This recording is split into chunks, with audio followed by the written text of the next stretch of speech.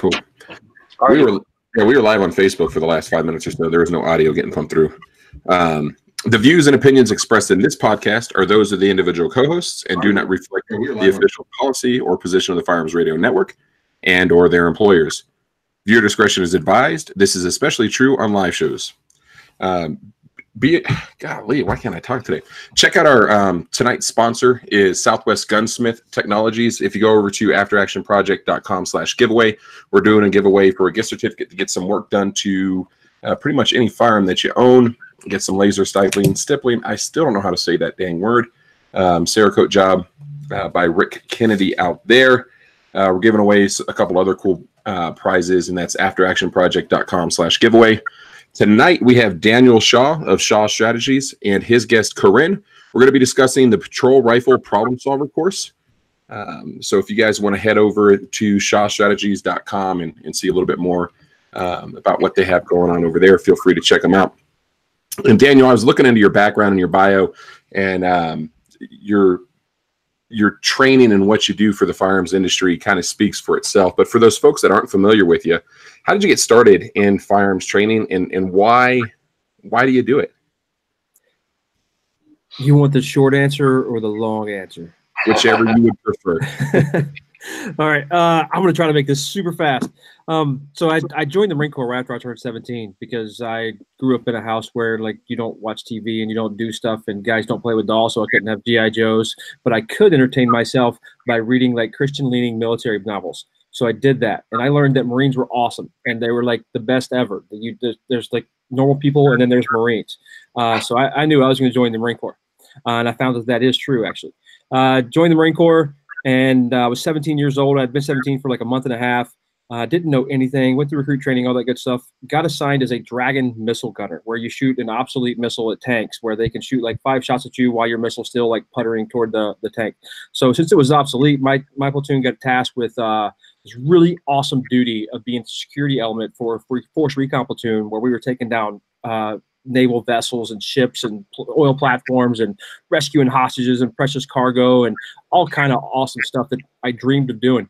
And I used to stand next to these like super awesome ninja Force Recon cats that are just, they could all be in professors somewhere in universities, how smart they are. And I would just take notes right next to them and learn stuff for a year straight.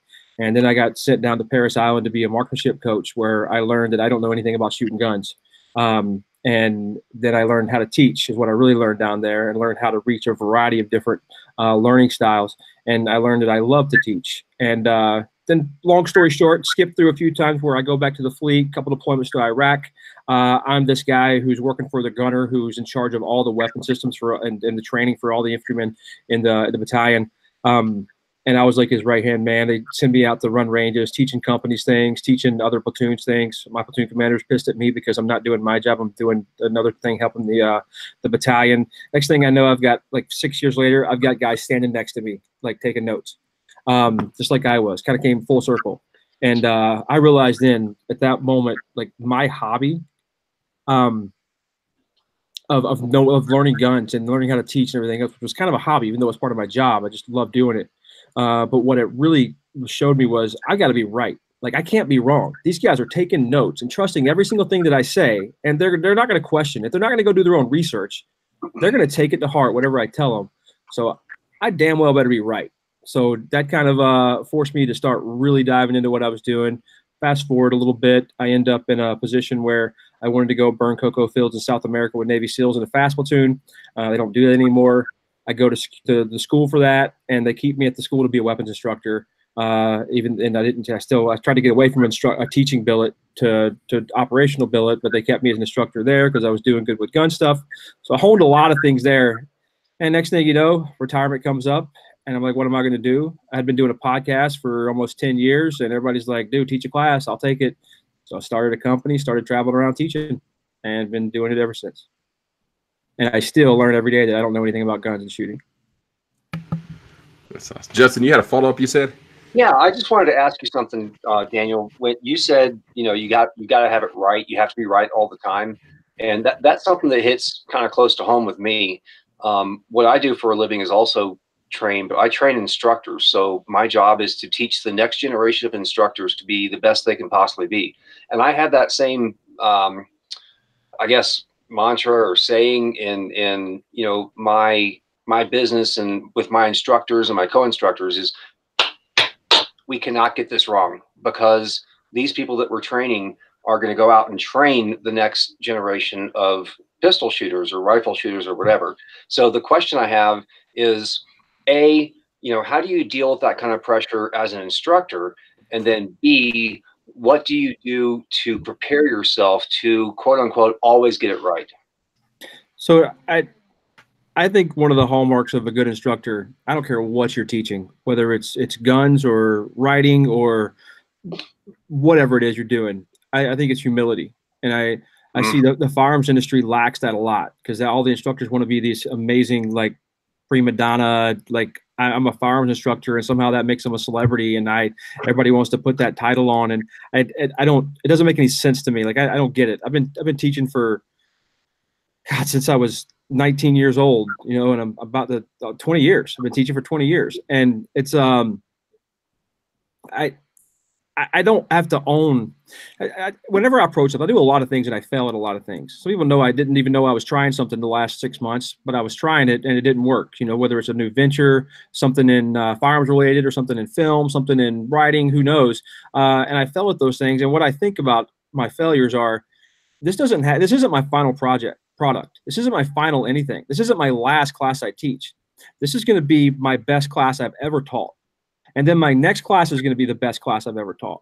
I've got to say, and I said it to Corinne and everybody else in the group in both classes, I have been wrong about so many things in my life that I believe that there's no possible way, based on that historical evidence, when I honestly look at myself, there's no way what I'm about to teach you is 100% correct. There's no way I'm going to give you 100% correct information today. But I am the most right that I've ever been, and I'm going to work my butt off to be more right tomorrow, the next time I'm in front of a class. And that's how I deal with it. I tell my students straight up, like, hey, I'm here. I'm going to learn something from students this weekend. I'm not so ingrained in my curriculum that I won't change something in the next class or in the middle of a class if it's been properly tested, vetted, and everything else. So that takes a little bit of time to prove things. You know, just because it looks cool doesn't mean it works. It's proved in a variety of different ways. But I get a lot of ideas from students, and a lot of ideas that come back to the next class. And I take a lot of classes.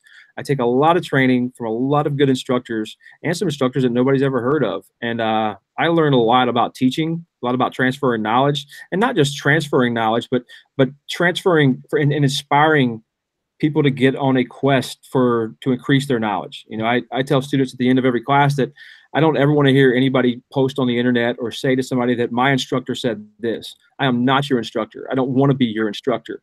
I see you as my student for the rest of your life. If you took a class with me, you trusted me with your life and your time and your money, and you paid me to come out, you're my student. I'm going to own that forever. If you ever need me, I'm going to be there for you, whether it's a courtroom or you're buying a new gun. But I don't want anybody to ever look at me as their instructor. I want to be one of hundreds of people to help you along your path in quest for knowledge. And I'm just a piece of that puzzle. Yeah. I mean, hey, Andy, I know you have a follow-up, and I'll turn it back over to you, but I just want to segue a little bit that I hope that Andy Montoya and Blake Mooney listen to what you just said and take it 110% to heart, because that is, I mean, that I was like this the whole time. And for those of you that are listening and not watching, I'm sitting here shaking my head, I mean, like, dramatically. That is exactly what instructors should be. So, Andy, you had a follow-up? Yeah, you actually just took my shine, actually. But go ahead. That's exactly right. And I was going to say to Daniel, I couldn't agree more. You know, I'm a new instructor, but same thing as everybody else. I've been shooting forever, and I don't know what I don't know. And it's almost scary if you go back and look at Facebook posts, if I would have posted them 5 or 10 years ago, of what I've changed today just by learning. And every single instructor class I take, every single class that I go somewhere and take, something else pops in there to be like, oh, okay, my thinking's way off. I'm totally wrong here. Yep. And then, you know, you're so hardcore about, you know, I only do it this way, and we should only teach it this way. And Jeremy is the one I teach with the most. You know, we should only teach this way, Jeremy. And then he's like, I don't know. And then I go take another class, and I'm like, Jeremy, I was totally wrong, foot in my mouth. We need to not teach only that way. So yeah, it's probably the beginning of the best answer you've already given, Daniel, is for instructors, have a freaking open mind and don't be so hardcore about being Instagram famous and knowing everything. Agreed. And, it's okay to not know, and it's okay to be wrong. And it's just when you need to be figuring out that you're wrong and get it right. And then don't have so much of an ego that you don't go back to your students and say, look, I was wrong about this. This is the right way. And tell them, I've told many of my students, hey, I used to teach this way. I've changed it. This is the way I teach it now. And basically, not so much that I was wrong back then. Sometimes I was just wrong. My interpretation of the data was wrong. But sometimes just new information has become available and I can make it more right. Yeah, I agree. So, moving on to Miss Corinne here. I hear she's also an instructor, although she's your student on the podcast tonight. She's an instructor too. So I'd like to hear about Corinne's background a little bit. Yeah, is my mic on? Did I remember to unmute it? Yeah. Okay, sounds good. No, so I am a firearms instructor in Olathe, Kansas, at Centerfire Shooting Sports, and I began instructing in 2012. But my background, not as impressive as Daniel's at all, but my background is actually music. I went to a conservatory of music for violin performance, and then I had a private music studio with private students for about 6 years, and until my husband, who's a police officer in our city, really pushed me hard to take a concealed carry class that I had no interest in taking whatsoever. But he took me to the range a couple times and got me proficient enough to pass the qualification course, which I did really well at, as most beginners do, but beginner women especially. And in that class, I got the crap scared out of me with the responsibilities surrounding owning a firearm, carrying a firearm, use of force, all of that. And I decided there was no middle ground. Middle ground, being in the middle was dangerous. I was either going to be all in or all out, and all in meant getting as much education as I possibly could. Now, coming from a musical background, that whole methodical practice and research and all of that was already ingrained in me. And so I took that to firearms training and eventually became an instructor and immediately was put into a range as their female instructor. When I got to the range, we were just opening. The lead instructor's name is Rick Staples, and he was the instructor at the police academy that my husband attended. And Rick Staples remains to this day one of the best, if not the best, firearms instructors I've ever had. And so for the first 2 years, when I was the second instructor under him, I took every course that he offered every time that he offered it. I was like, Rick, I'll show up and I'll just sweep the floor while you teach, so I can just be a knowledge sponge. I can get as much info as possible. And I did go out and take other courses, say from Bob Vogel. I did take a Bob Vogel class at that time, which is a long time ago now, it seems like. So in any case, in 2014, I had these skills. I had the skill set. I'd been to all these classes. I helped teach all these classes up into the point where I could take over. So I had all these skills, and we're like, well, what else are you going to do with it besides teach, which I really, really enjoyed. Coming from teaching music to teaching firearms actually isn't all that different. It's the teaching that I love. And I began in 2014 to shoot IDPA. I think I shot one IDPA match. I think I won that one or the next one, but immediately moved on to 3-gun competition, which is rifle, pistol, shotgun, all in the same course. And it just took off from there. It just, the opportunities that I've had to travel over the country competing, also teaching as well, are insane. I teach with Centerfire here when I'm home, but also I've had the opportunity to train all over the country and the world with Team Zero, with Instructor Zero, which I think I met Mike in Arizona there when we were taking one of those classes. But that's a little bit about me. But like Daniel said, I want to be a perpetual student. And so I was able to, Daniel invited me to he was nice enough to invite me to his patrol rifle problem solvers course. And then I was only planning on staying for the 2-day course. And then at the end of the second day, Daniel's like, well, do you want to stay for 2 more days? And I'm like, yeah, I have guns. I just need ammo and we'll do this. So that's a little bit about me, instructor, student. That's what I love to do. I'm passionate about teaching, but I always want to be learning something new. So when you guys are talking about instructors being humble enough to understand that the information that they're teaching now simply is the best like Daniel said, interpretation of the information and the data that they have right now, but understanding that in 5 years from now, that is going to evolve, and being open to that is really the mark of an excellent student and instructor. So I was happy to take that course. Muted. I think I unmuted him, or I muted myself. I was off mute. So when we're looking at classes that we want to review and we want to have instructors on, and going through the courses that Daniel offers and the ones that you took, I feel like we could probably spend several episodes covering those different classes. But the one that I was really excited about and hoping that we could review is the one that we're going to talk about today, and that's the Patrol Rifle Problem Solver course. I own an AR-15. I don't train with it, and I don't really see myself going out and training with it too extensively, just because that's, for what I do in my day-to-day life, it's not something that I'm likely going to fight with. And everybody says, well, use your handgun to fight to your rifle. And if I'm at Walmart, I'm not fighting in my house to get to the rifle and go back and see them. But I think for law enforcement officers, God forbid you be practical in the firearms industry. Yeah. We have to say things that get people shook up. You can't be real. Yeah. Yeah. But I think for the law enforcement officer, I think this is the training where they should, and again, this is my opinion, but I think they should be as good with the rifle, if not better, than they are with their handgun. And especially here where Andy and I live in Albuquerque, New Mexico, where our law enforcement officers seem to be involved in a higher number of shootings, just because we're one of the more violent states in the country. So Corinne, what were your expectations going into that class?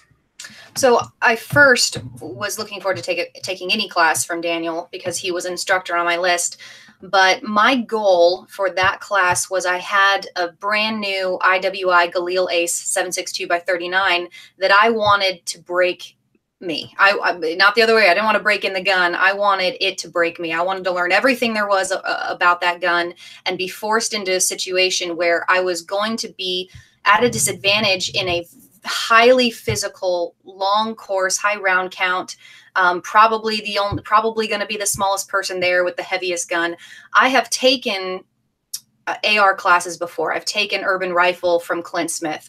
I've worked with the AR platform a lot, not only for defense, but also for competition. It is my main platform. So I thought I would be cheating myself if I took another class with the AR platform. I wanted to shake it up and get proficient on the AK.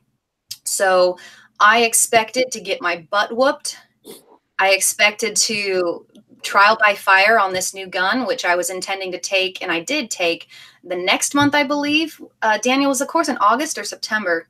It was in any case, in about a month, I was taking it to a competition, the Red October Kalashnikov Championships in Utah, and I wanted to kick some major ass. So I knew that this course, I was going to get a bunch of information on the technical side, on the defensive side, but at the same time, the hours I was going to be putting in, getting familiar and proficient with this firearms platform was really going to help me also in competition, because I knew I was going to get into some really crazy stuff that was harder than anything I'd have to do in competition, and I was not wrong.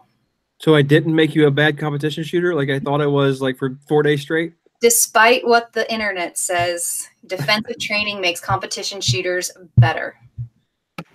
Does it go the other way? Competitive shooting, like yes, I think so. I think that there is a link there. And I've written stuff about this. I've talked to countless people about this, but and I love that I didn't say this. This isn't my, I wish it was mine. What is it? Gunfights aren't competitions, but no. What is it? It's competition isn't a gunfight, but every gunfight is a competition. So you have some of the same factors. You have a time deficit, not only for competition because you're trying to be the fastest there, but in defensive scenarios, you're already out of time. Otherwise, you would have had time to get yourself out of there. So you're trying to be the fastest. You're trying to be the most accurate. You have to know your firearms platform in and out in all sorts of crazy scenarios, environmental concerns, when you're bleeding, when you've tripped and fallen, when there's dirt everywhere, when you're in awkward shooting positions, when you're fatigued, when you're stressed out of your mind. And I know that the stress and fatigue of battle, if you were, is not the same thing as the stress induced by a timer. but sometimes your brain will think it is. And so there is that artificial stress from the timer, from people watching you, from being under pressure to perform, that really does get that heart rate up and get that stress level to a point where if you work with it and if you learn how to push through and manage through it and get your mindset right and really focus on your task, how can that not help you? You know, if you come in your everyday life to the realization that right now I have to fire my gun, I have to think of a plan, I have to execute it, and I have to do it with confidence, and I need to know that I can do it. You know, that there's the correlation there. I think that you guys might agree or disagree. No, I agree. We had a guest on. He was a USPSA shooter, Grandmaster, and he shoots with some law enforcement buddies. And you know, people will bring up the competitive shooting will get you killed in a street fight, and to their response is typically which part, the shooting fast or the shooting accurately part. So I think, you know, between the two, I think that really sums it up. So Daniel, if a law enforcement officer is going to take that class, what do they have to show up with to complete that 2 days of training? You know, I expect officers to show up with the right attitude, which is one of the things with some officers, depending on like if chief made me come, or if they're like that 10 to 15% of officers who go out on their own dime and seek training. Those are totally different. But just their patrol gear, you know, what they wear. If they're on a special team, a SWAT team or SRT team or something, you know, maybe they'll wear that gear some. But I have in my course description wearing the clothing that you will and the gear that you will most likely have if you're in a fight with a rifle. That's how I want them to show up. You know, if they are on patrol every day and they don't have an extra AR mag on their gear somewhere, then I want them to run without that extra AR. I don't want to put on a new magazine pouch for my class. I want them to realize that they need another pouch on there. They should be carrying a spare magazine on their gear every day, even if they're not getting out of the car with their rifle every time. You know, I want them to learn a lot of those things. So come dressed how you are most likely to use the gun. And that's pretty much it. You know, it's refreshing to hear it put that way. And that's, you know, I like to train with what I carry. So it's typically the appendix inside the waistband, the neo mag, maybe a mag pouch if it's going to be a higher round course. But let's talk about the actual course itself. Corinne, the description says that it's intense and there's really not much downtime. What does day one look like for the student in that patrol rifle problem solver course? I'm trying to think back to day one. You know, it's the stuff that you do at the end that sticks with you the most, but I distinctly recall that the progression of skills, either a review or development or introduction of new skills, was on point. So we really did focus on, listen, the whole crawl, walk, run thing, like you got to be able to stand still and hit a bullseye first, right? You got to be able to load and unload your gun and manipulate it and fix malfunctions. And then we'll add one-handed stuff. And then we'll add movement and stress and buddies and communication and weird, awkward positions and cover. And so it just went up like that. So, you know, day one, if I'm remembering correctly, Daniel, was a bunch of skills review and making sure that we were where we were supposed to be so that we could get to the more complicated techniques and scenarios and get the training benefit out of it that we needed and not be struggling with something that was simple. Am I remembering correctly? Yeah, pretty much day one is I didn't mute myself, did I? No. Day one is basically, I think of it as fighting or gaining the tools to fight while following my 4 safety rules. And that's what it is. And it's ready positions. It's the ready positions that you don't know right now, but in a second or in a few hours, they're really going to matter because you're going to be working with a buddy. You're going to be working around cover with a buddy. So basically everything just kind of builds up, and, you know, we go through stoppages, clearance with 2 hands, stop the clearance with 1 hand, you know, transitions to the handgun, getting the big gun back up, transition back to the big gun, and doing that with a buddy, communicating. And I use a lot of stoppages and problems with the gun and communicating with a buddy, really just to induce stress and get people, you're thinking with a gun in your hand for 2 days straight. Well, you got to share those 4 safety rules with us. I can do that. So I'll do it like I do in class. How about that? Somebody give me the most common safety rule out there. The first thing that comes to your mind. Never point your gun at anything you're not willing to destroy. That is a good safety rule. Give me another one. Never put your finger on the trigger until you're ready to shoot. Yep, you shouldn't do that. All right, you shouldn't do that. How about one more?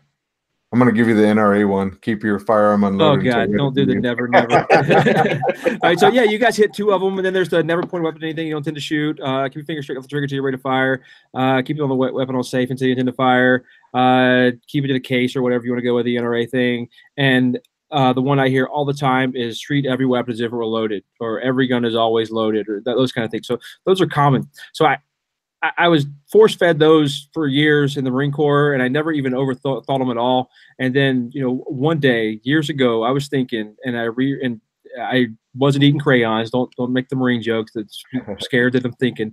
But I wrote my own safety rules, and I got a lot of when I sent up to a lot of my friends that are trainers and some old dudes that have been in the training business before I was born and everything else, some mentors of mine and friends of mine, they were like, hey, if you do this, it's going to look like you're being pompous and like more than Jeff Cooper, or more than these people and everything else. And like, that is not my intention at all. And if we all have that attitude, how will we ever progress? That is like, I just think that's a horrible attitude. Let's grow. Let's progress. And if you want to bash me for rewriting safety rules, that's fine. If you hate my safety rules, I don't care. I like my safety rules, but I'll change them tomorrow if I realize something's wrong with them or I see a better way to do it.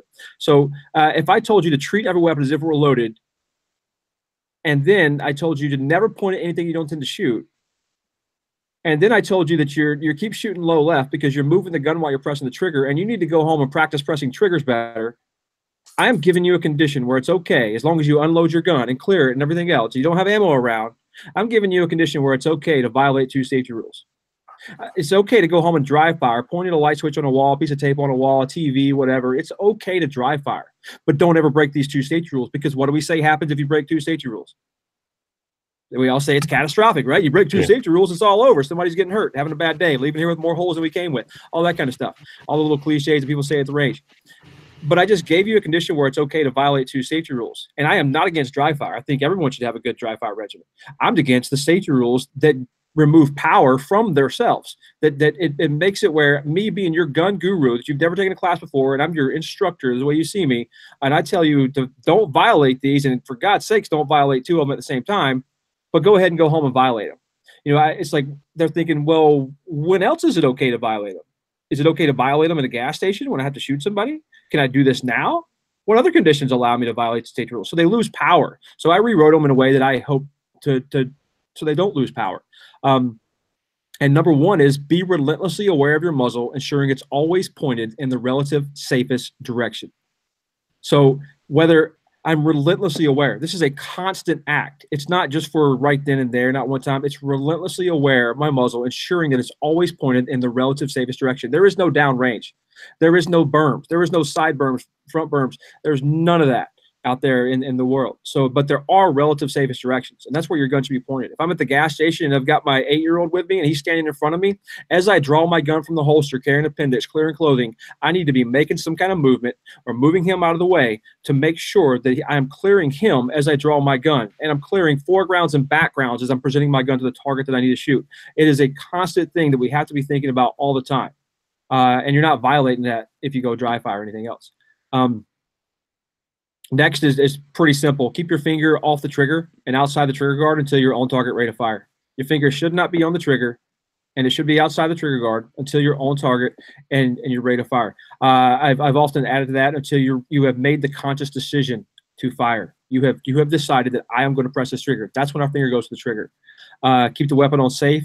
And this is one that it depends on the situation and the context of what I'm teaching and who I'm teaching. If you're running a Bred in 92, I'm going to tell you to keep that weapon on safe until you're in the active presentation. If we're drawing to fire right now, without a doubt, I have to put rounds on target, then my weapon can go on fire during presentation. If I don't know, if I have not positively identified this target, I am not 100% ready to shoot, I may be giving commands, then that gun should not go on fire. That gun should stay on safe. And then lastly, until I've made that conscious decision to fire. And then lastly, be sure of your target and ensure that its foreground and background remain clear. So not just be aware of your target and beyond. I'm telling you to be sure of your target. Be sure this isn't your uncle coming in the middle of the night because he was kicked out of his house because he came home drunk and you knew where you hid your key and you needed a place to crash on your couch. He's a shadowy figure, but he's still your uncle. Be sure that you're shooting the right person. That may mean put a light on your gun, give a light in your hand. So positively identifying that this is the person who needs to be shot. And then also I'm clearing my foregrounds and background. Ensure that your foregrounds and background remain clear. I may be firing 3 shots, and sometime during that, there's people running for the exit, and my foreground and background are no longer clear. It's my responsibility to make sure my foreground and my background are clear. I have a variety of tools that the trained person would have to make movements and move around. So it's a lot of options to follow those. And that's when I say that with ready positions, with handgun and rifle, it's all the whole first day or so is basically how to fight while following those safety rules. Because I don't care if you're brand new or you're kicking indoors as a SWAT officer or you just smoked Osama bin Laden, you need to follow those safety rules. You're not going to outgrow those safety rules. Have to be following them. Yeah, absolutely. I mean, that's the first time I've ever heard anybody explain the safety rules like that at all. So I think that's pretty cool, and I really like it. Corinne, now that you've heard his 4 safety rules in your instructor courses, do you utilize these safety rules, or what do you think? Yeah, I have actually started using the most relative safe direction in the keeping the gun in a safe direction, because it's absolutely true. And I had always been taught that ready position is dictated by your operational environment. You know, so it's not just static. Every time that you pull the gun, it's going to be the same draw stroke. You might have to add the movement. You might have to do something weird. You might have to be pushing somebody out of the way, which, you know, and clearing your background and foreground. And that is something that I know we're talking about the rifle course, but in the pistol class, one of the last drill, we did something I had never done before, which, and I don't know if Daniel wants me to say what the drill is, but in any case, no, you can. Okay. There were targets. It was a field of targets, and some were, you know, he would call out who we needed to engage, but we needed to move. And it was, you know, you couldn't just draw anywhere, because then you would be pointing at a friendly. And then of course he got his butt in the way, and you know, we had to push him out of the way to control him. We had to make sure that we were being safe while we were doing that. And then we couldn't just press the trigger on a target unless we knew what was behind the target. And I had never done that to that extent before. Minimally, in competition, you want to take a look at where your target, what's behind your target, so that you don't get a shoot through. And then, you know, sometimes that counts against you. Sometimes it won't count at all.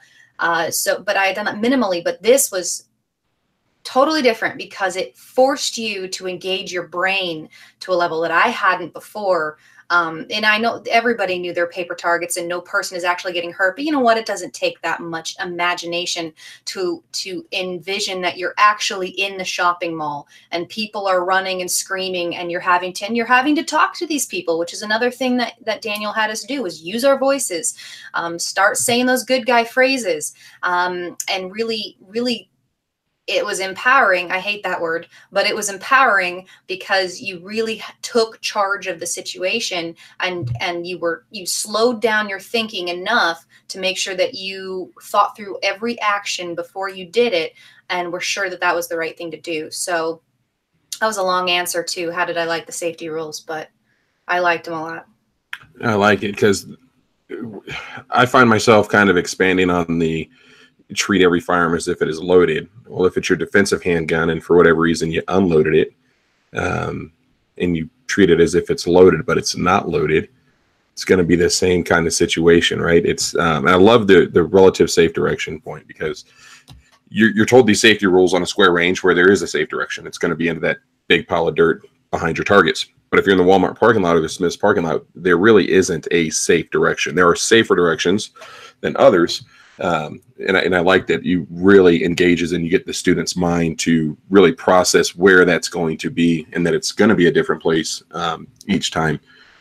So it gets you thinking, and it ties into the ready positions that we go over. And it gets you, if I have to go into a door, open a door, fight through a permissive or maybe even like a non-permissive crowd or just people trying to escape, whatever, and my gun is out because maybe I just had to use it or I thought I was going to have to use it, where do I put my gun? I've got to get from A to B. My wife and kid are at the food court, and there's gunshots happening at the food court. Do I wait and get there and draw my gun? There's tons of little small micro decisions that have to be made. If my gun's out, do I take the time to put it back in the holster to run there? I don't want to be running with a gun in my hand. So one thing we should have good guy talk coming out of our mouth is one thing that I preach constantly in the class. If you've got a gun in a public environment and it's out, you better be looking and sounding like a good guy constantly without a lull in that looking and sounding like a good guy. Or because the responding officer is about to get you, all right, or you're some other concealed carry person is thinking, wow, it's my time to be on liveleague.com, World Star Hip Hop. Like, I'm going to shoot this guy. My dream's going to come true. That's going to happen. You're going to have all those crazies out there. So we need to look and sound like a good guy. But where do I put my gun? And that's where the safety rules come from. Do I high compress ready, where people just spend all the day on the range? Doesn't work so great. Oh, I can go Soul. Well, everybody's on the ground, hugging the ground, getting low. There's little kids and everything else. I'm muzzling my legs. Other people, Soul may not be the best. I can go Temple Index. Now everybody can see my gun. Maybe I go Holster Index. Maybe I go back to the holster. So like then I have to also go with what is the least worst position for my gun to be in right now. If it's in the holster, it takes me longer to deploy it to shoot somebody. It's if I need to shoot them. So I'm safer for myself and everybody else, but I'm less lethal for the bad guy. So it's everything is a balance, man. It's all decisions. And if you don't make those in training, you're going to probably not make them well in the fight. Starting to fanboy over here, man, because it's really refreshing to hear that. So I'm going to have to get myself to get us back kind of into the patrol rifle course, because otherwise I could spend here and talk, I think, for 8 hours with you guys on the safety rules and in that aspect of it alone. Corinne, what was the hardest part of that class for you? Okay, the part that I hated, which we meant it was the hardest, is when we were getting in very unconventional shooting positions with the rifle, even when we had both hands to use, but then he would say, okay, just one-handed. And it was, getting down behind weird cover, just maybe a railroad tie or a blade of grass or, really awkward. And we always simulated something. Okay, this is a car. This is, I don't know what else we just everyday objects or cover that you would have. And I found that to be so awkward and so challenging that I started to get frustrated with myself. And of course, at that point, I was pretty physically fatigued and mentally fatigued. Well, I was beginning to become mentally fatigued when I was struggling. But you know what, that's okay. That was the first point. I mean, I really had to be on point and have full grasp of all the skills that I had bringing to the class and then all the new information, and really be engaging my brain. But at this point, it was just tough. And, I found myself looking around at what are the other guys doing? How are they getting through it? And that was good because I was learning from the other students on the line with me. And of course, Daniel's there, to, figure it out. Well, what do you have? What if you did this? And I'm like, oh, okay.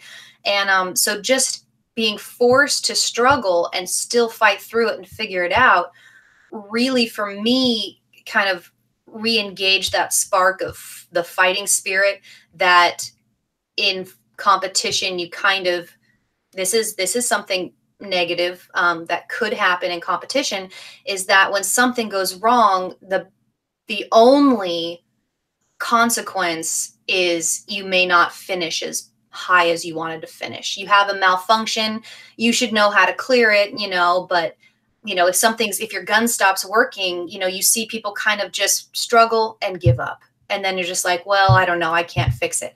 Whereas in 2014, when I started, I would fight that sucker. I would, if I had to tear apart the gun on the stage and put it back together just to finish the stage, I would. And so that struggling and having to figure it out really kind of relit that fire of I'm just going to do what it takes. I'm going to do what it takes. I got to do this. So that was the hardest part for me. Yeah, I'm yelling fight through it to everybody constantly all the time because I can tell people are wore out. Especially when I've got a lot of officers and they're wearing their full gear and everything else. And I see some looks in some eyes. I've seen a lot of people quit in some hard situations in my career in the Marine Corps. And I see them thinking about it. Like I could smell it when somebody's thinking about quitting. Corinne wasn't, but I could smell it when somebody's thinking about maybe I'll just go a little slower and I'll just kind of give up on this, or I'll just stop altogether and make up some excuse or something. I got a cramp in my leg or something. I could smell it when it's coming. And so I always encourage them to keep going, like fight through. They're going to appreciate it if they do. But before we go any further with Corinne, I got to explain Corinne to you. Her hair is down right now, so she has a personality, and she's fun, and she's laughing, and she's saying intelligent things. Whenever she shows up at the range, her hair is up. She is a completely different person. Corinne is all business. I don't think she smiled for 4 days straight. But then at the end of day 4, when we were about to do the debrief, she took her hair down, and it was like, who is this person on the range? Like I didn't even recognize her. There's a lot of folks out there who post videos and stuff on Instagram and Facebook. So when Corinne's saying she was struggling with something, or it means she was upset because her shots were 2 inches outside of the very center of the target. Corinne is probably in the top 3 most all around best shooters I've ever observed in my life. And I've seen some good shooters. Corinne is she's the real deal. Thank you so much. You know, there's a switch there that happens with some of us, and there's some that doesn't. You know, for us, we commonly teach concealed carry students who's either never shot a gun before or they've only shot a handful of guns. And when we teach how to draw properly in our class, and as we're doing it, you know, everybody's joking around and laughing and giggling and have a good time. And at one point towards the end, I stop and I say, okay, now let's start talking about why we're really here. Why are you guys here to learn how to use a firearm and carry a concealed weapon? You know, start getting that mindset, you know, start thinking about it. You know, if you're doing this to potentially have to save your life or a loved one's life, get that switch in your head, start imagining it. And you mentioned it earlier, Corinne, about it's not really hard to start imagining and thinking about that Walmart parking lot situation that we often use, because Walmart always has bad things happen. Get that mindset in your head about how serious and why you're here. And a lot of them, you'll see the faces change automatically. You know, I don't have the skill to smell it yet, like Daniel does, but you can see it in the face. And I think that's important. One other thing that you touched on, Corinne, that I really like, I've been to a couple other instruction courses, and they talk about the why. Dave Spalding was a big one. Explain why you're doing what you're doing and why you're teaching. The other thing that really hit me there that you said that I like is Daniel's coming up to you and saying, figure it out. Think about it. Think about what you're doing. Think about how you're going to fix this. And for me, when I go to classes, I like to be worn out physically and mentally by the end of the day or the end of the 2 days, because you've thought and you've worked so hard to be better. I think that's really important. And it sounds like that's kind of what Daniel does. And maybe one of you guys can expand on that. Well, I'll start with did I unmute myself? Mm-hmm. Okay, I'll start with my why. My why is in 2 parts. Why I teach is because I love learning, but then when I can pass that on, specifically when I teach women, beginner courses, basic pistol stuff, or basic rifle stuff, a lot of women will come to class and they already are kind of beat down emotionally and mentally, thinking that they can't do this. They don't belong here. This is a guy thing, or this was their husband's thing, or I don't want to do this in the first place. This isn't even my scene. I don't like this vibe, and I'm not smart enough to do this, and I'm not strong enough. And they sit down in my class and they say, I'm scared and I can't. Those are the 2 most common, because no matter how many people I have in class, the first couple minutes I sit them down, I ask them, why are you here? What are you hoping to get out of most? What are you hoping most to get out of tonight? And it's, well, guns scare me. I at least want to be safe, and I can't do this on the gun. I can't run the slide, blah, blah, blah. And, 2 hours later, their entire, their face has changed. Their eyes have lit up. And I'm not teaching them how to shoot guns. I'm teaching them that they can do anything. That they can literally learn to do anything. And so it's that confidence that that they gain while learning firearms, but then they can take that skill set and they can do anything with it, including using it for my second why, which is it's just, you know, I have this very strong sense of good versus evil. Evil shouldn't win. You know, nobody should take my choices from me. Nobody should take my family from me. And I don't ever want to be in a situation where I'm helpless to defend myself. And, you know, even if it's, you know, I'll fight with anything that's available, but to sit there and go, it's not fair. I was overpowered. I didn't have the tools that I needed. I didn't have the knowledge that or the skill set. You know, that's not acceptable to me. You know, I should be able to stand up and fight for what I love, whether it's my country or my family or myself, because somebody loves me like I love my family. So it's not right that I'm taken from them. And, you know, it's not just when we talk about, well, you need, you know, you tell people the why, that this could happen. What if in the what if they're in the mall or the Walmart? This is not hyperbole. This is the news. This is 3 miles from my house. This is, you know, we have shootings at my mall all the time. You know, 3 miles from my house, we had a young girl abducted and murdered and raped and left for the coyotes to take her carcass. That's not okay with me. And so that's why I train to fight. And those are my whys. If people come to me and they don't have the desire or the passion to use the firearms for self-defense, fine, but learn something. And that will become a habit, and they'll continue to learn things that they thought were outside of their grasp. So those are my whys. Love it. Love it. Who is this class for? Is it for every patrol officer, or do you think they need to bring a certain level of skills with them or have a certain number of years on the job? It's not for everyone. I did it here in Wichita as an open enrollment class because I taught here for 3 years, and I have a lot of students here who are just really solid shooters. I mean, the class Corinne was in was, I think we had 12 people, and they were just all just solid, well-rounded shooters, and maybe 4 of them were at the area of really good. And a couple of them were law enforcement officers. One of those arguably may not have been ready for the class, but he carried his own. He did well. But it's for the people who have put in a little work with the rifle. They're going to get the most out of it.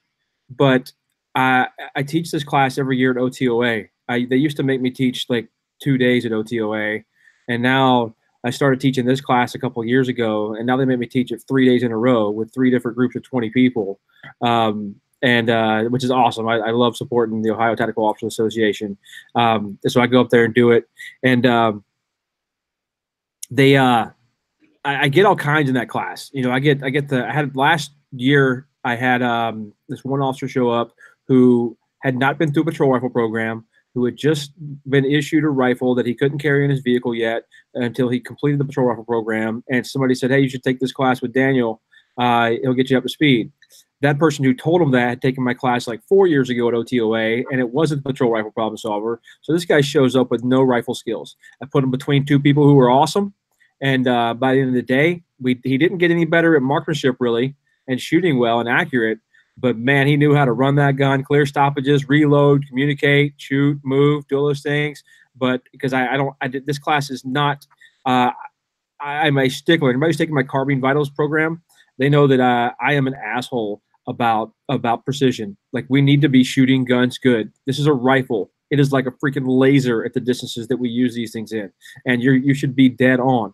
And anybody can draw a handgun or a rifle and put 10 shots in a torso-sized target. That's not good. That's mediocre. That's nothing special about that. We need to be training to be fast and precise, because you're only shot maybe 50 yards, and all you got is a kneecap sticking out behind a wheel. We need to be able to turn on extreme precision at close ranges and long ranges in some aspects. So I hold a high standard in that. But this rifle class, we look at targets a few times just to kind of keep people honest. But it's not a shooting guns good. I don't have marksmanship standards in the class. I leave that up to the officer. So they need to be they need to already be able to run that gun and be able to be precise with that rifle and stay under control with that gun. So it's I would say a little bit, they've been through a patrol rifle program, spend a little bit of time with the gun. They don't have to be awesome, but they need to be average with the rifle. Yeah, I like that a lot. That's something that I have kind of the same thing with my pistol classes is, you know, come to the class with a good attitude and the proper equipment that we requested, and then let's run the gun and see where we're at and have fun with it, and, you know, teach you some skills outside of just, you know, putting a bullseye down there. But I like that a lot. But Corinne, I have a question for you. What would you, if you had somebody that came to you tomorrow and said, I'm going to take this class, what should I know about it that you have experienced? So what would you tell somebody that wanted to take this class that you wish you had known before going into that range or onto that range, whichever, indoor or outdoor? Well, I feel like I was prepared for the class, but I realized why I was prepared, and because I was already a good marksman, like Daniel said. I mean, I did come with a significant skill set, and so that's why I didn't choose the gun, the AR platform. That would be, I don't want to say easy, but not as challenging. I wanted to be challenged. So I would say to somebody, you need to be honest about your level. You know, in every course, there are students who are going to be cheated, and there's students that are going to be brutalized. You need to have taken some training before, whether from Daniel or somebody else, in the basic handling, and be proficient. You need to be able to do reloads. You need to be able to be a proficient marksman already. You need to have done something under stress, even if it's just introducing the timer in your own training. You need to be able to get down and get up.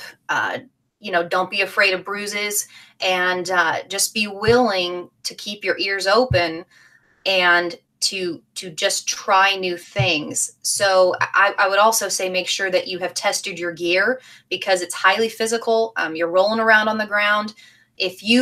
Something that really helped me is that I was already familiar with communication. And not just, okay, these are the couple words that I'm going to say to somebody when they say this to me, but have done it before when people are firing around you, which is a completely different world. And no, it's not the real world in training. I get it. But I think if I could pick 2 or 3 things, it would be absolutely, I was already familiar with communicating with a partner, and that absolutely helped me. Marksmanship, I wasn't perfect, but I had already trained accuracy under stress. That helped me. And then I had worked with ready positions before. And so that whole relentless muzzle awareness, although I'm not perfect at that either, it was pretty well ingrained in me, which, if you can imagine, my partner, when I was working with, everybody's taller than me, right? But he was Daniel at 6 feet. I mean, yeah, he's a big guy. He was a tall guy. So if I'm behind him and in single file line, and I've got my muzzle up, it's got to be up. It's got to be pointing at Jesus, or it's pointing at the back of his head. It's high, or you shouldn't be using it. Or shouldn't be using high ready. You know what I mean? So in any case, those 3 things, you need to already have a toolbox full of those skills before you come to this course, or you won't get the benefit of the training that you deserve. The most important thing, and we had one of these in the class, and I had a couple of them in the handgun class the next day, because the handgun class is totally different. I don't care if I've had many people who are like 85 years old and bring their 86-year-old wife, and they come to the class. Like, if you're a SWAT cop on one end, a soccer mom on the other, that's cool. We're all going to have a great time and learn stuff. But this one, you need to be a safe handler of weapons, safe and proficient handler of weapons. And you need to have the attitude of, I am not going to outrun myself. I am not going to move faster than I can think. And I would keep telling these people that were a little bit behind some of the others, like, hey, just stay at this good training pace. I like what you did right there. You didn't go too fast. You just were at a good training pace, and you were learning, and that was good. Next time we can turn it up just a little bit, because you just took that curve at 70 miles an hour. Next time we can take it at 71, all right? But I don't want you to go 80 yet. Yeah, you've kind of touched on the question I was going to ask you. I have a friend that did jiu-jitsu for a while, and it's something you said, that you took the mediocre student, you put him next to 2 of the best students, and he was able to excel. And that's what he would tell me on jiu-jitsu, because they'd go roll with each other, and they'd start the worst, newest guy with the absolute best guy. And the goal was for that exact thing. Once you start rolling with the good guys, you have that desire to want to be better and learn more. I think that's pretty cool. But let's go into this. Let's go into this a little bit further, Daniel. It's kind of a tough question, maybe. Let's say you do have that mediocre student, and I'll give you an example. He's shooting low left consistently the whole class. How do you take time and give him the attention he needs to better what he's doing without slowing down the rest of the class? Well, I mean, that's easy. In the handgun class, I have that time built in. So we're a system that we go through at the beginning of the class till I've got everybody shooting little knots, right? Like we work through it. Rifle, kind of the same way, you know, and we'll bring it down there. I will do, like, you know, martial arts does this a lot. Martial arts has gotten away with this for so many years. It's ridiculous, where they have people paying to come in, and I think it's awesome. I want to replicate it. I'm not knocking it. Where they'll have people paying to come in and take lessons in jiu-jitsu or karate or whatever they're doing. And then they'll have black belts who also pay to train, come in and teach those classes while they're back here like counting the money for the guy. Like, they're all teaching themselves and they're all paying to do it. And it's awesome. And like, man, what a system. And I don't know how that happened, but it needs to happen in the gun world. So there's always a few people in the class who are teaching something at some level. And when I say at some level, they may not be out there with a website traveling around teaching. Then again, they may just have a wife and kid that they teach. They may have a parent or a grandparent that they take out shooting. They have someone that they are the firearms guru in that span of influence, in that circle. And there's a lot of those. And I'll explain that quickly. Like, hey, you were going to have to do this. And this is the most common problem. Everybody's shooting low left. We're going to go through a little system. And you're going to see why they're shooting low left. And I'm going to show you how to make them to stop shooting low left. All right, because it's super simple. We make this gun thing. Instructors make it like so hard, like, use my curriculum and my techniques, and you'll be awesome, and we'll do it, and only I can lead you on your journey. This shooting gun stuff is so easy. Point the gun where you want the bullet to go. Make the gun go bang without moving the gun, and the bullet's going to go where you want it to go. That's it. Now, it's complicated at the same time, but that's really all you have to do. You don't have to be like some guru who wrote 10 books or anything to figure that out and to teach that, right? Like, I am not a brain surgeon. Like, you don't have to be that to do this, to get this across to somebody. But we overcomplicate things, and we use these big words and try to sound smarter than we actually are. And that happens all the time to firearm instructor. I've been guilty of it in the past. I will probably be guilty of it again in the future. But this is a learning moment for those students who have also are much higher than that student who's shooting low left. They get to learn how to correct the people in their span of influence when they go to the range with them. They get to be a little bit more well-rounded, a little bit more well-regulated. Now they can pass on information more, and that's going to reach more people. I used to say, I still do every once in a while, I killed a lot of bad guys in Iraq and Afghanistan and you know, other places that we've been because I taught a lot of Marines how to fight with guns. And I may have not have killed them all with my own hands or my own rifle or my own shots, but my influence and my training has killed a lot of bad guys. And I sleep well at night because of that. And I think that's awesome.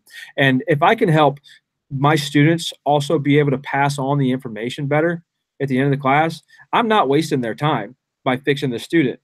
I'm using that time more effectively than I would be having them shoot another tight group that they could already do. Now they're learning how to pass that information on. So I don't think it hurts anything. I think the answer to your question earlier is smart marketing, number one, with the black belt teaching the class for yeah. But I'm going to expand on that question, and I'd like both of your opinion, you, Daniel, first, and then Corinne. Let's take it beyond that, because you said if you have some really good students that can help the guy next to him. What do you do when you have that the know-it-all student that's kind of just overshadowing your class? What do you guys do? I bet Corinne's good at these. Go ahead, Corinne. I know what I do, but go ahead. I want to hear yours. I think that it depends on the personality, but I do know what you're talking about. I'm trying to think how I've handled it. I think I still want that student's participation in class. So however, you know, unless it gets disruptive to the point where, you know, the other students aren't able to learn,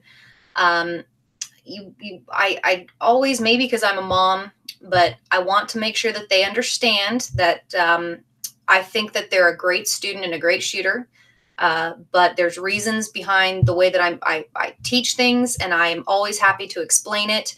And then I think what helps is when you can demo and give solid, if you can prove what you're saying is true. if you can, and I know that there's a lot of instructors that will say, don't demo in front of your students, because what if you can't do what you're saying that they should do? Well, then maybe you should spend more time on the range.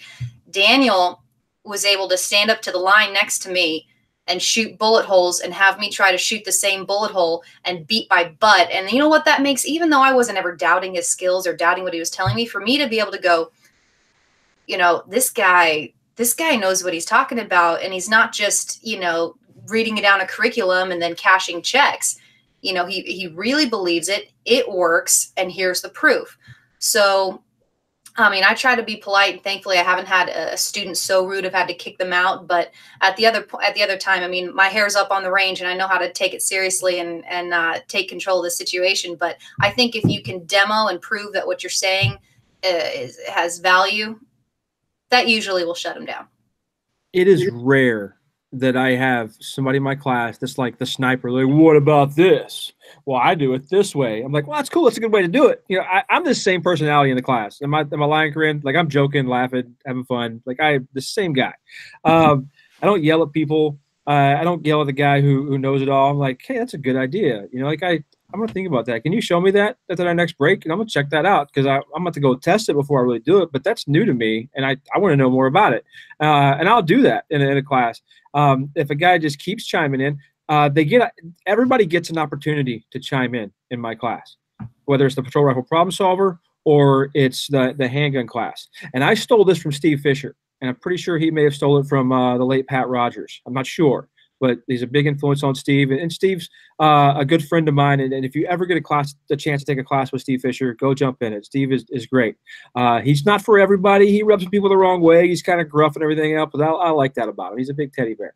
But Steve I took a class with him, and after we did some major events, we spent an hour on something, a concept, an idea, and maybe it was a string of a few concepts that led to one thing.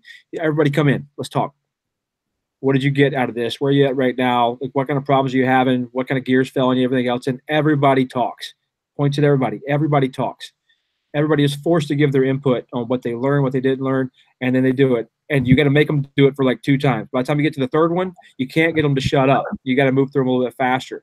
And then by the end of day 2, it's like everybody is like it opens the class up to questions and talking so much faster. It's been one of the most effective things that I've added to my classes in the past 5 years. And I added it like 2 years ago after I took my first class with Steve. I added it immediately. As soon as I saw what was happening in that class, like the 3rd time Steve did it, I was like, this is now a permanent part of my classes. It was that profound. And I think that helps solve a lot of the problem. I value the students' input. I told Corinne's class, I tell every class this, you take one person away from any class that I've ever taught, that class would not have been as good. It just wouldn't have been as good without that one person's influence, the thing they added, the thing they said, the things they found, the things that they demonstrated in front of people. Take one person away, it wouldn't be as good. Yeah, sweet. I love all of it. I got to point something out, and I'm going to turn it over to Jeremy after that. So, you know, when you have a student that's just absolutely learning, he's just completely quiet, not talking, and just totally paying attention. You know, we actually have a 3rd host that kind of just disappeared right now. Judson. Hey, buddy. Well, you guys keep muting me, so I start to chime in, and I realize I'm muted by the Jeremy. No, I muted you once. I value your input to this podcast. I don't know, Andy, you said you had a follow-up there. Are you following up or? No, that was my follow-up. I do have a question for both Corinne and Daniel.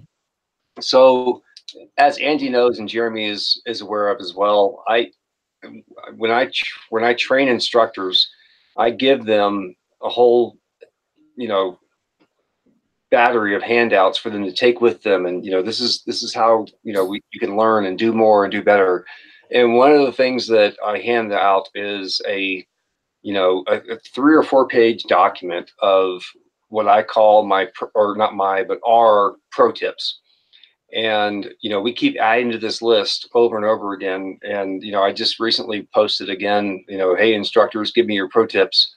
And Corinne And Daniel, I want to know what your pro tips are. And I know that Andy recently had sent something to me that he wanted to talk to me about, you know, how we're using these pro tips. But we'll get with you, Andy, on Saturday, or actually Friday when I get to Albuquerque. But Corinne, let's start with you and go over to Daniel after that. What is your pro tip for an instructor? So when I go in and I get these guys and gals that just want to go out there and like Daniel was talking about, that circle of influence, and they want to, you know, embark down a path and take people, you know, through a journey in firearms. What is your pro tip for them? Like, so my pro tip number 2 is never go downrange with a stapler without having extra staples with you, because invariably your stapler is going to run out of staples, right? So it's just kind of stuff like that. What would you give me that I can write down on a piece of paper and hand to an instructor and say, this is pro tip number 99 from Corinne?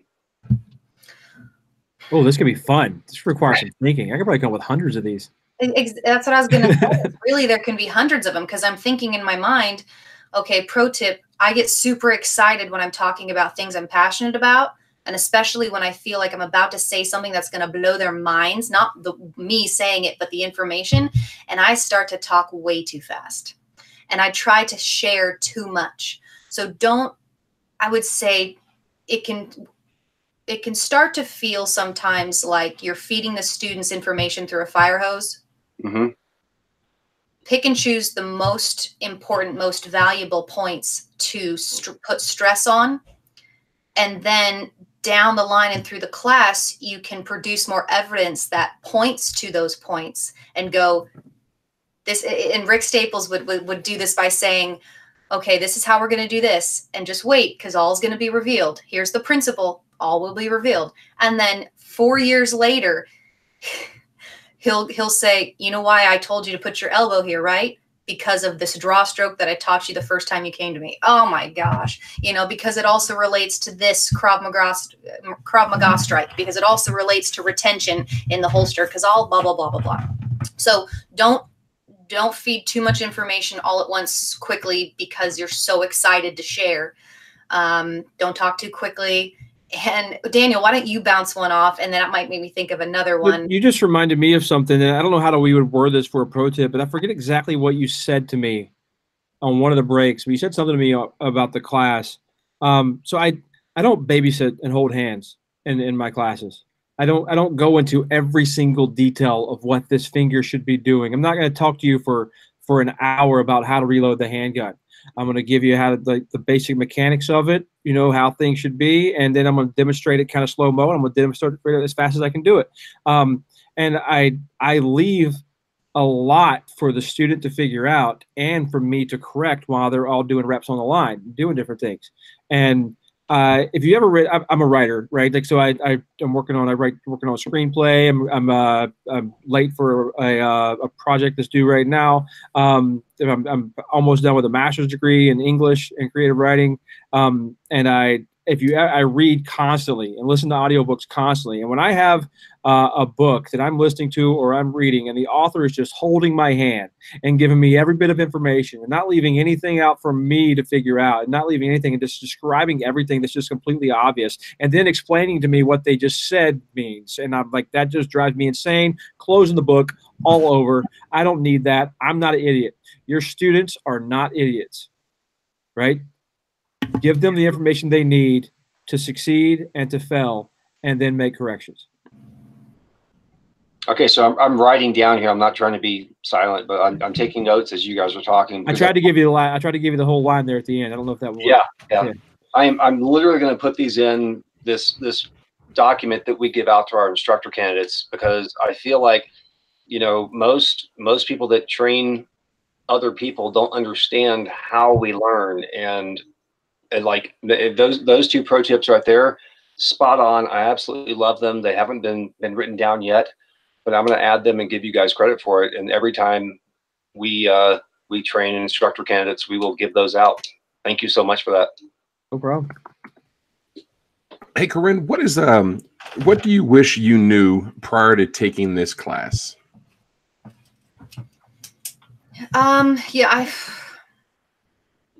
I wish I knew it was going to be that hot outside. It was a hot weekend. No, you know, I'm grateful for the experience that I've had before taking the class. Like I said, I feel like I was prepared for that class, but it wasn't easy and I was challenged. I don't think, I'm trying to think if I've been to a class where I was prepared at that perfect level to be not comfortable, but to be able to go, okay, here's, you know, when Daniel's saying something, I'm able to go down my list of, you know, he'll say something and I'll bounce it off of what I know or what I've done in my experience and go, yeah, that makes sense. Or, you know what, when he asks us what we think about that, I've got a question. You know, I was able to really, really process and take in a lot of information because of the level of prepared that I was. And yet, you know, be able to do stuff I'd never done before.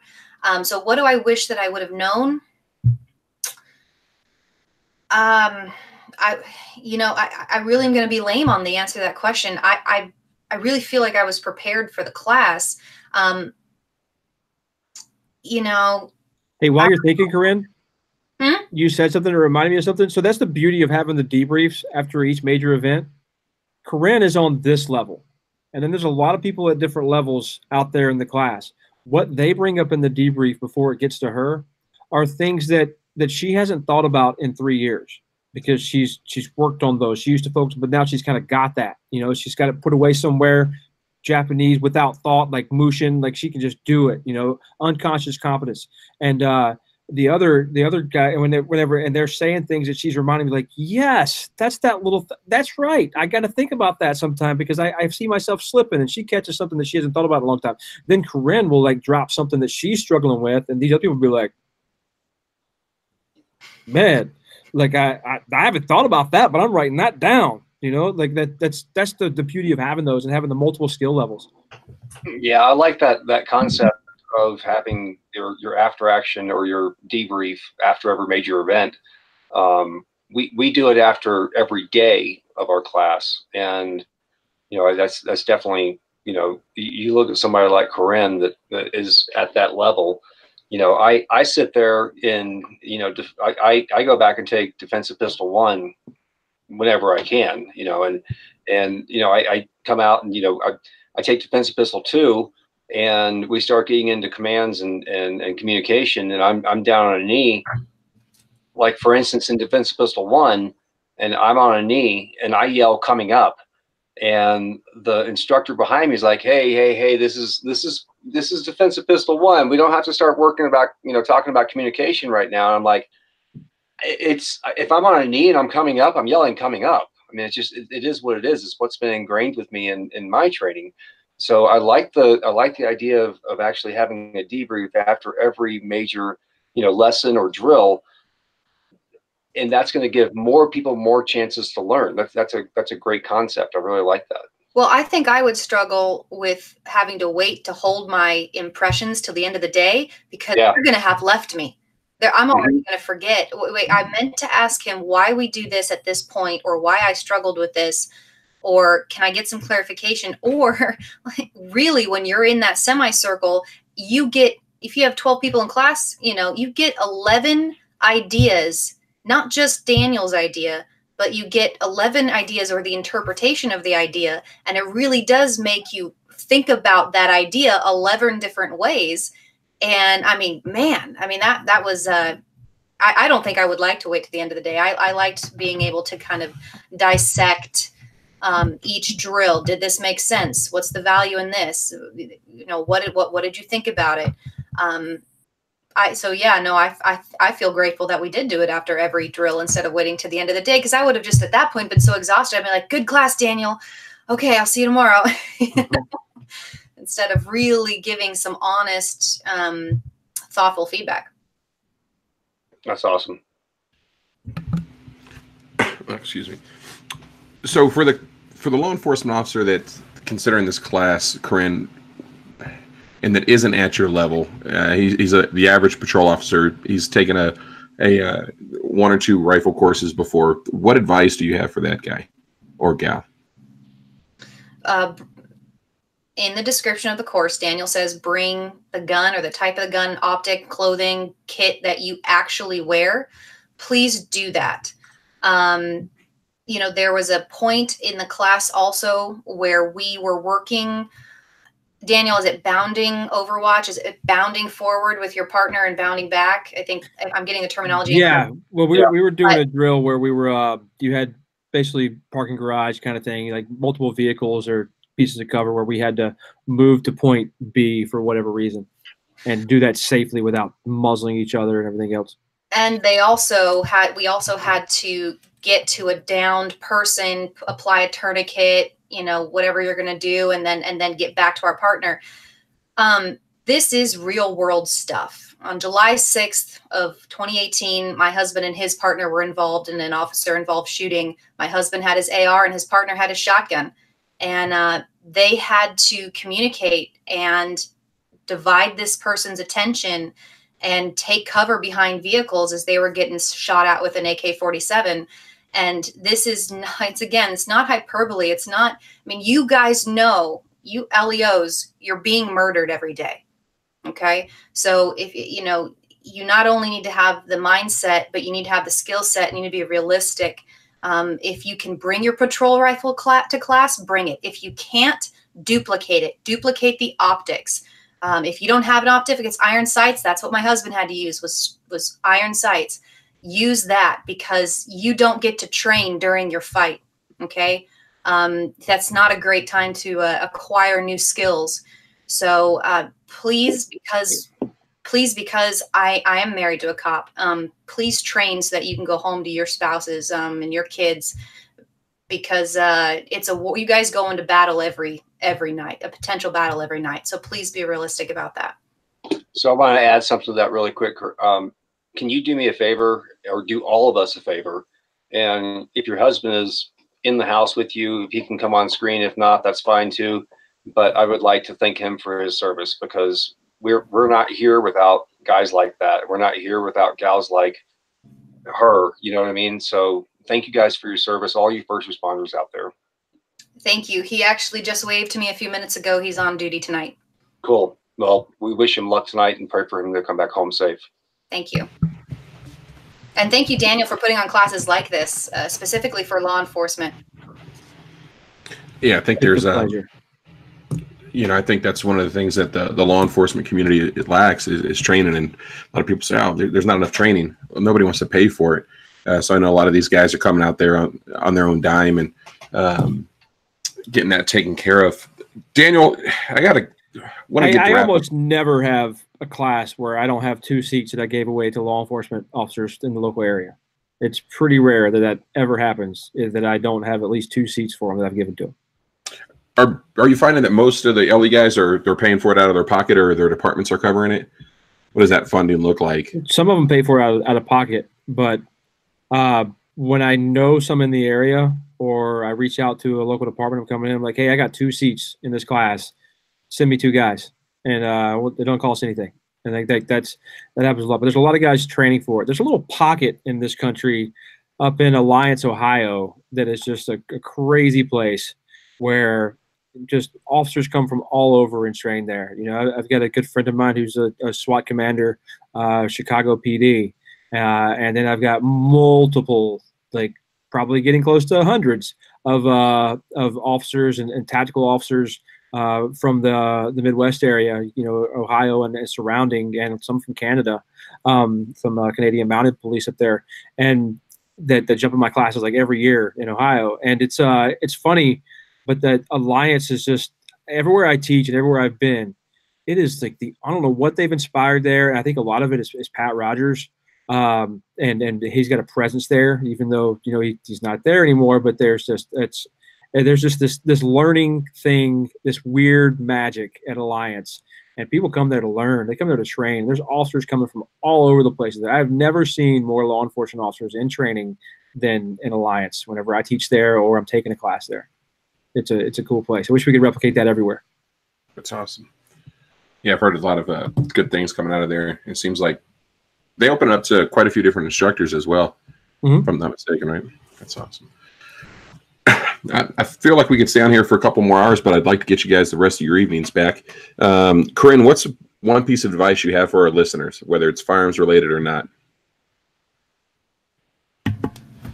Oh man, or firearms related or not. I would say take up a new skill. And that's what firearms is. And a lot of people use it just as, well, I need a new hobby. I need to go do something. I think you should learn how to shoot a gun. But when you do take up a new skill, really focus on the fundamentals and understand that whatever discipline you are pursuing, the experts in that field are just the people who have mastered the basics, that are perfect at the basics. It's, you know, that's all that I would say. You know, Itzhak Perlman can play a really damn good scale. You know, learn how to play a scale well. Learn how to, you know, load your gun and unload your gun perfectly every time. Just focus on the basics, and not the sexy stuff, sexy YouTube stuff, just the fundamentals. That's awesome. What about you, Daniel? What's your piece of advice? Oh, firearms or anything? Geez, like how long should this answer be? You know, I've done some things in my life, and I saw a lot of people's lives cut short at young ages. And at some point in all of that, and after I left the Marine Corps, I don't know when it happened, but I bought an RV, started living in it, traveling around, getting all over the place. We are fragile. We are these weak little things. And I don't care how much you train, how much time you put in, how much time you spend working on the gun, fighting, whatever else you do. There is someone out there. Varg Freeborn had an article recently, said something that I'm going to mess up his paraphrase, but there was someone out there who, with a limited skill set, is going to be better than you that day at some little small detail, and he's going to kill you. It's going to be over. You know, so it's we should prepare. We should fight for those things. But man, remember that this gun stuff is fun. Like, have a good time. Be safe. Have fun. Life is fun. Life is short. Like, you are not going to live long. I'm a whisper in the wind on this pale blue dot, if you want to quote Carl Sagan, right? Like, I'm insignificant. Nobody's going to remember me in 100 years. Maybe I'll have a book written somewhere that somebody reads in 100 years or finds it somewhere or uses it to keep warm one night whenever the world's going to crap. I don't know. That'll be my contribution to society. But I remember that you only get to live one time. Have some fun, and don't take shit so serious on the internet. Amen to that. So I'm already taking Corinne's advice by taking up a new skill, and it's something that I hated in school, and that was reading. And to be full disclaimer, I'm listening to Audible a lot now, and I'm listening to books and trying to better myself. And now I'm finding myself in classes, and when I talk to people, I bring a lot of the experiences that I learned from books to classes and just general advice and stuff like that. So Daniel and Corinne, I need at least one good book from both of you guys, because I have 4 Audible credits that I need to use up. One good book. We talking fiction, nonfiction, self-help, leadership, business? Oh man, Hardy Boys. I read Hardy Boys. I'm not a big fiction guy, because I'm always gun guy, right? I'm always trying to learn and be better and be more respectful and better customer service. And how can I bring this out and explain it better? And the big part is know a little bit more what I thought I didn't know. So let's go with kind of like anything real. Anything in real in that. So I've just finished today. I finished a couple really good books recently, but today I finished the David Goggins book, Can't Hurt Me. And about mindset. And I don't know if you're familiar with who David Goggins is, but he's a Navy SEAL that runs ultra marathons and breaks world records. And he had a really rough start in life, abusive father and stuff like that. So I think that one is a good one for rethinking your potential as far as what your brain is capable of doing. But I can tell you the one that kind of gets me fired up is When Violence is the Answer by Tim Larkin. That one, everybody should read. You know, there's those ones that everybody should read, like The Gift of Fear. Obviously, it should be like everybody needs to read that. But When Violence is the Answer, I mean, that's the one that I'll make my daughter read here soon. You know, like, sorry, but I mean, if she's gonna learn how to punch and kick and elbow and knee, You need to know why you're doing that. And it's not to get a point on a pad on a Taekwondo, mat, but why you're actually doing it. So that one fired me up, but also kind of reaffirmed that it's okay for me to want to just destroy. The point is to destroy whatever is coming at you. So I would say that's my answer. When Violence is the Answer by Tim Larkin. And I also have Audible. It's awesome. I love Audible. Totally. I wish somebody would write the book because we had another instructor here. His name was Instructor Tim Cash from Phoenix. And he said, "Fight like the third monkey." I wish somebody would create a book and use that title. I'm so tired of hearing that. A tip about the Audible: listen to it on 1.25 or 1.5 speed. It'll help you. You'll get through those books a little bit quicker, and it'll force you to actually comprehend what's going on. So Daniel, you'll hate my hat. What does it say? It's the third monkey. Oh God! Fight like the third monkey. I like the sweat stains. Yeah. I thought you were holding up like it was a competitor at Gun Mag Warehouse, because you should be shopping and get your magazines at gunmagwarehouse.com. Right. So Extreme Ownership, one of the best books out there on leadership and also how you apply to your daily life. Just Extreme Ownership is a great book. Jocko Willink, awesome. You should check that one out.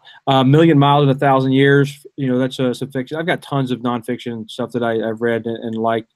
I can hit you up with some stuff offline.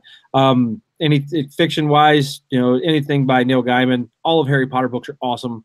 I don't care what anybody says. You can flame me if you want. Man, there's just tons of good stuff. I love Stephen King.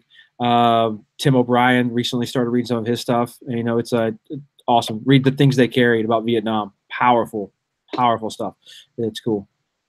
I love Harry Potter, by the way. I really like the movies and the books. So I know like 10 spells. Don't make me whip them out. That's awesome. Justin, what do you have for our listeners, buddy? Me, I'm going to come with the I'm going to side with Corinne and all of our blue, red, green guys out there that are on our front lines every day. And I'm going to say, thank a cop.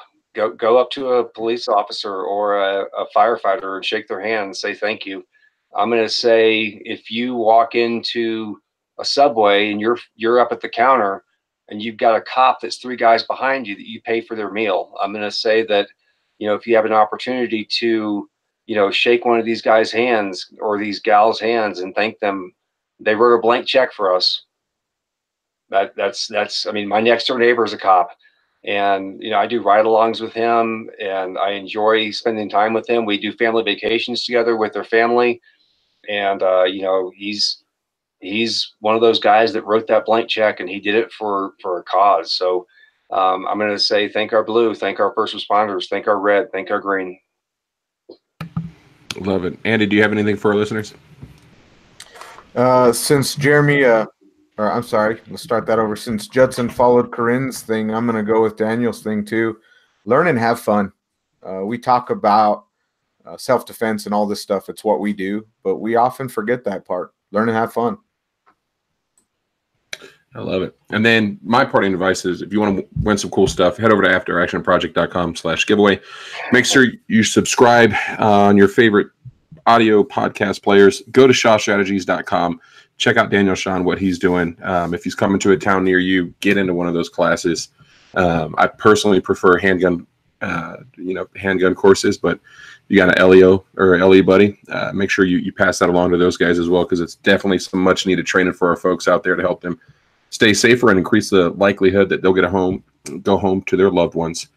It's your life. It's your safety. Did you have something, Justin? Yeah, I have one more thing. If you're going to SHOT Show, make sure you invest in some hand sanitizer.